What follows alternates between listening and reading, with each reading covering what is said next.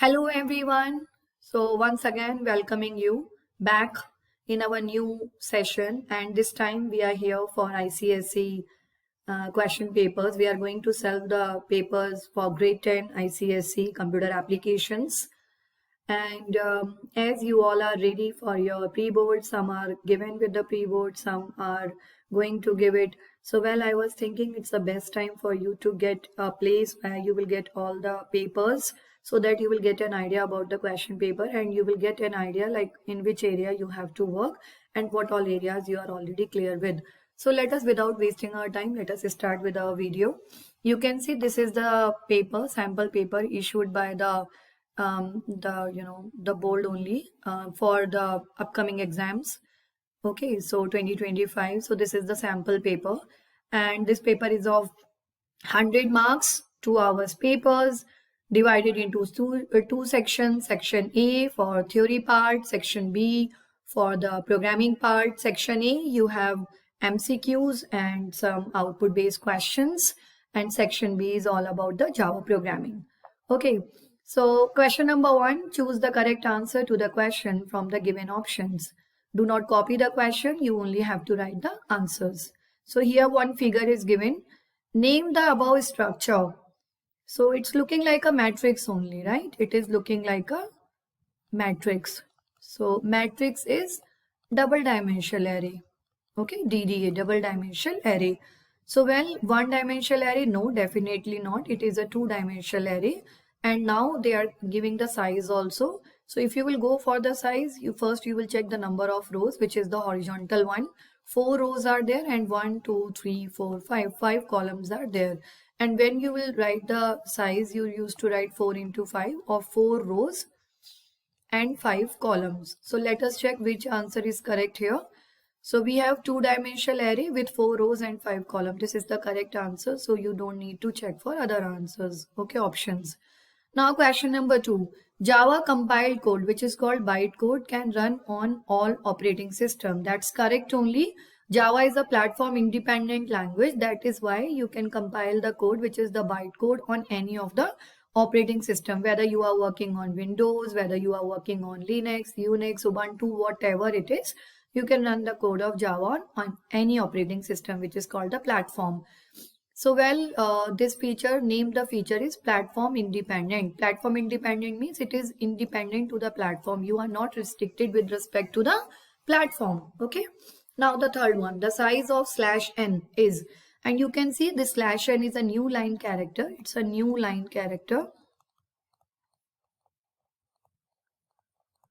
It's a new line character, but the character is given in single quote. So if single quote, you should be clear with the size of single quote. So character is of 2 bytes, right? Character size is 2 bytes. So the correct answer is directly, 2 bytes only. Next is identify the operator that gets the highest precedence while evaluating the given expression. So if you will go for the expression, I mean, if you know the precedence and all other things, you know it is BADMAS in case of computer science, BADMAS. And M for multiplication, B for bracket, exponent, division, multiplication, A for addition, subtraction. So if you will go with respect to this, so this is modulus and multiplication, they both are on the same priority. Modulus and multiplication are same, and then we have the plus minus thing. Well, in case if two operators of same precedence is coming, then you will start doing it from left to right. Okay, you will start executing it from left to right. So from left side, the modulus is coming first. So the answer is modulus. Next, which of the following is a valid Java keyword? Keywords are the reserve words. Keywords are the reserve words. Okay, reserve words whose have the special meaning. They have special meaning. Special meaning. Okay, so if they have the special meaning, you can search for it. Static. Static is a keyword which have a special meaning. It won't allow you to create multiple copies of the same data, and that data will be available for the whole program. That's the feature of static. So the correct answer for this fifth one is static. Next is the output of the following code is. These type of questions are also coming every year. So please make sure you are clear with all the built-in functions, whether it is given under the mathematical function or some are given under the string chapter also, very few are given under arrays also. But yeah, the main functions are given under the string, character and mathematical. Okay, so this is the mathematical one. You have the ceil and the floor. So the best way to learn the ceil and the floor is ceil will always take the high value, because ceiling is like a ceiling fan. Okay, so it will take the next highest value and floor will give the down value.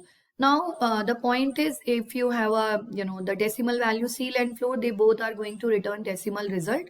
So first point is clear to us, you will get a result in decimal form. Okay, so well, in these two, one will be the answer. Now if you will go for math.ceil, you have 6.4 and we have to go to the next integer. So this will be 7.0 and you have plus sign here, and then you have mat.floor -1 -2, so this is -3. Okay, there is no value in the decimal, so it will be same only -3. So now we have 7.0 minus 3 is equal to 4.0. So the correct answer is 4.0. Okay, so which of the following returns a string? Which of the following returns a string? So these are the functions given. So length will return integer value. Character will return a character value.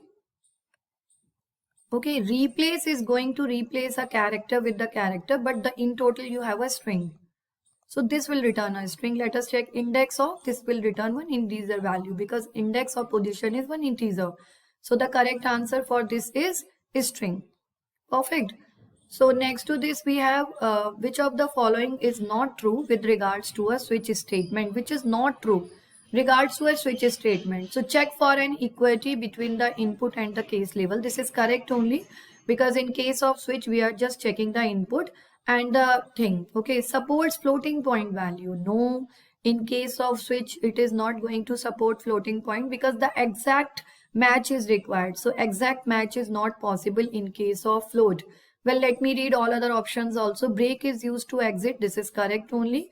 Case labels are unique. This is also correct. So the correct answer for this question is B option, which is incorrect statement for switch. So now moving to the next question. Consider the array given below. We have char ch is equal to a, e, I, o, u.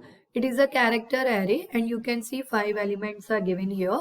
Write the output of the following statement. We have system.out.println ch0. So at position 0, this is 0, 1, 2, 3 and 4.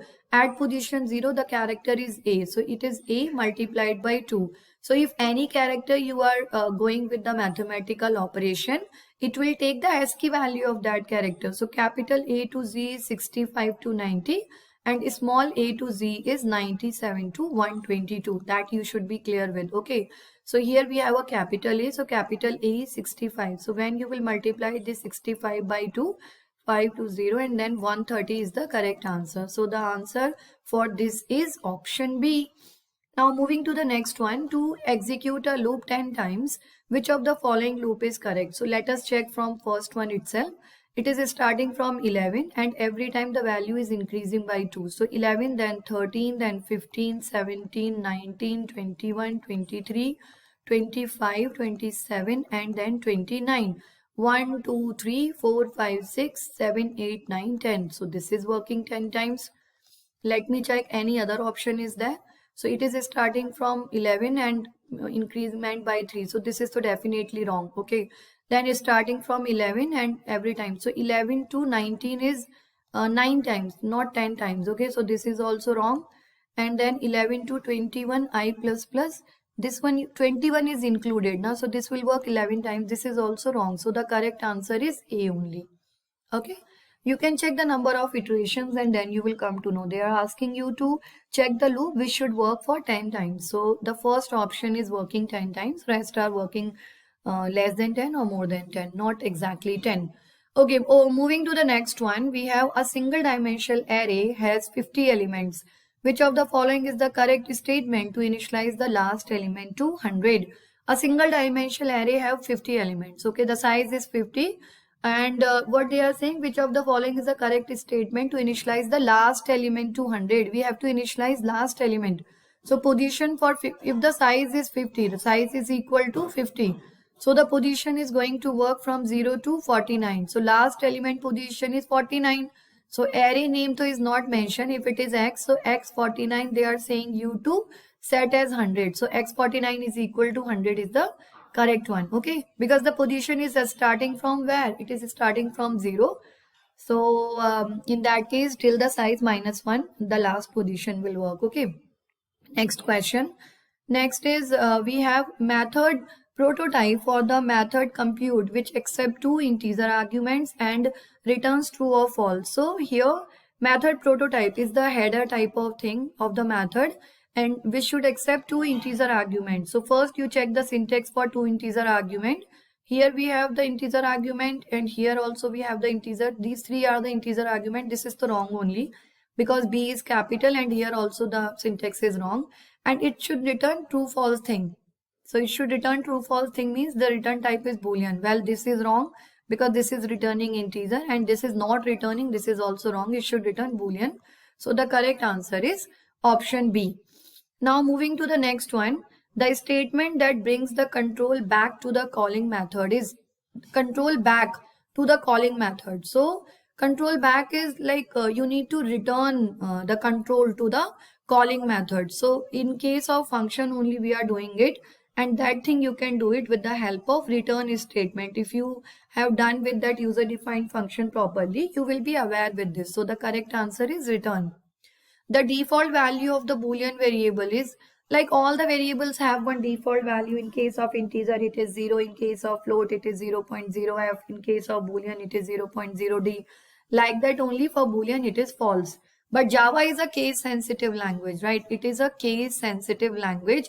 So if I am saying case sensitive is capital and small, they both will be different only. So in case if you have written this capital F, F as capital, that would be wrong because in Python only we used to write F in capital, right? In Java, we used to write false in small only. So the correct answer is false in small. Okay, please take care about this because this is a case sensitive thing. So you should be clear with the case also. Moving to the next question, the method to convert a lowercase character. This is also confusing. Most of the students are doing mistake in this. Lowercase character. In case of Java, the function for character and string are different, right? In case of Java, the character functions are working with character class. Character class is required, okay? Character class and string function with string variable. But here too we have to do it for character, right? So the character class is required, character dot, and this is to uppercase. We have to convert that lowercase character to uppercase. So 2 is for conversion.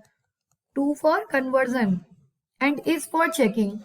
If its function is there, it is for checking. We are checking it is in uppercase or not, it is in lowercase or not.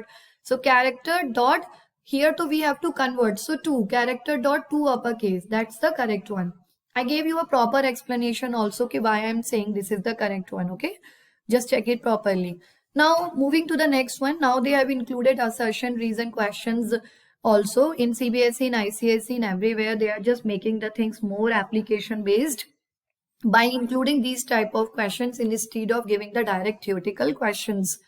So integer class can be used in the program without calling a package. That's true only. Reason is because integer is a wrapper class. Okay, integer is a wrapper class and wrapper class is is a part of java.lang package. Okay, so that package is a default package. That's a default package. So if it is a default package, you don't need to call this package into your program, right? It will be called automatically. So this statement is completely true. It belongs to the default package java.lang. That is also true only. So what it is written, both assertion and reason are true. And reason is the correct explanation of assertion A. This is the correct one. So yeah, please check it properly. Assertion reason questions are coming, okay, nowadays. So now moving to the next question. A student execute the following code to increase the value of variable x by 2. So what we are doing, we have to take a variable, we have to increase the value of x by 2. Fine only. He has written the following statement which is incorrect. X is equal to plus 2. Actually there is no equal and plus. Okay, this is wrong only. If in Java, if you know about the shorthand operator. So in case of shorthand operator, you know the assignment operator followed by the arithmetic operator, plus equal, minus equal, multiply equal, divide equal, modulus equal. These are the correct one. Okay. So the syntax is this, not this. Okay. So first will be the arithmetic operator and then the assignment operator. So what will be the correct statement? X plus is equal to 2 is completely fine. X equals to 2 is wrong because this is going to assign a value, not going to increase it. X is equals to X plus 2 is also correct because here also we are increasing the value of X by 2. So A and C both are correct. So the correct option for this is option D. Now moving to the next one, the statement used to find the total number of strings present in the string array string S is total number of strings. Okay, and that is also in array. See, this is again a little confusing because we have two functions. If you have checked it properly, if you have gone through the syllabus properly, we have length with brackets and we have length without bracket. So this is called function, right? Because we have brackets, and this is called statement. So in case of string, we used to work on this function. This is for string. Okay, and in case of array, which is a statement we are working with. So here you have to check, are you working with array or string? See, to make you confused, both are given here. Here it is written array, but here it is written string. Array of string. And we have to check the total number of strings in the array. So that means it will work the statement. So without bracket, length. This is the correct answer. Okay, this question normally is coming, if you will check the past paper, in that also we have these things. So check it properly and then you will be comfortable. Well, moving to the next one. Consider the following program segment in which the statement are jumbled here and there. Choose the correct order of the statement to swap two variables using the third variable. So you can see the two variables here. One function is given, void swap and int A, int B. So you need to find the correct order of this. So first, obviously the declaration part will work. That is the option 3. Okay, int t is equal to 0. This is the first one. So first I'll write 3. So first we will check how many options. Actually, there is no option in which we have only one option where the 3 is coming first. So without checking anything, you just tick this and these all are wrong only. Well, if you will go it properly, then after this, you can check first. You will, store the value of the first variable into the temporary variable. So t equals to a, then a equal to b, and then b equals to t. This is the correct order. So if you will go after 4 and then a equals to b is 1 and then b equals to t is t. That is perfect only. So this is the correct one. Now moving to the next one. We have assertion A, an argument is a value that is passed to a method when it is called. This is correct only because argument and parameters two are there. Argument is a part of main method. Okay, parameter is a part of function call, user defined function call. So argument is a value that is passed to a method when it is called. That's perfect. Okay, and parameter is something which is given under function. Okay, function header, and that also is the user defined function. Let me write it properly. User defined function. Okay, and argument is in main function. So this is true. Variables which are declared in the main prototype to receive values are called variables which are declared in the method prototype. Method prototype is the user defined method. To receive the values are actual parameter. That is wrong only. Those are formal parameters. Actual parameters are declared in the main function. Formal parameters are declared in the function call. So this is false. So what you will write? A is true and reason is false. Okay. So this is question number A. We finished it completely. I hope you are clear with all these questions. And in the upcoming videos, we are going to discuss the remaining part of the same sample paper. This is the sample paper the official site of ICSE has issued for 2024-25 paper. So if you like the video, please don't forget to like, subscribe the channel and to share with your friends. Thank you. Bye.